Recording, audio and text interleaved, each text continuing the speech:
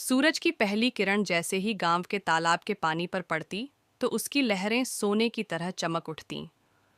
छोटा सा गांव सुनहरीपुर अपनी सादगी और शांति के लिए मशहूर था। गांव के बीचों बीच एक पुराना पीपल का पेड़ था जो बुजुर्गों के बैठने और बच्चों के खेलने का ठिकाना था।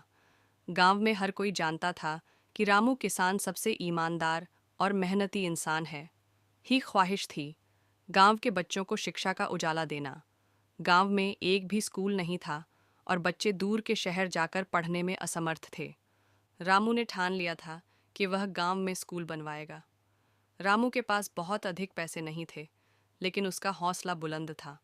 उसने गांव के हर घर में जाकर मदद मांगी। कुछ लोगों ने उसकी बात मानी तो कुछ ने उसे नादान कहा। तू अकेले क्या कर लेगा, एक बूढ़े ने कहा।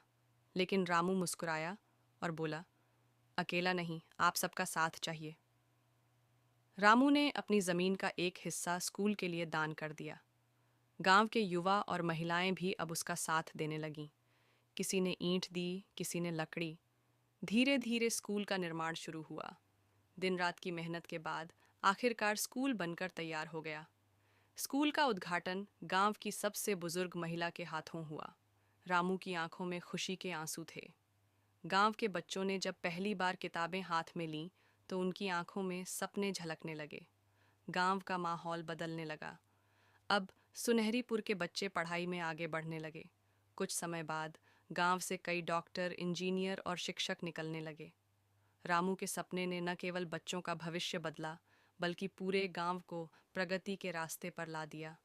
भी खड़ा है, लेकिन अब उसकी छांव में बच्चे कहानियां नहीं सुनते, बल्कि किताबें पढ़ते हैं। सुनहरीपुर अब सिर्फ एक गांव नहीं, बल्कि उम्मीदों और बदलाव की मिसाल बन चुका था।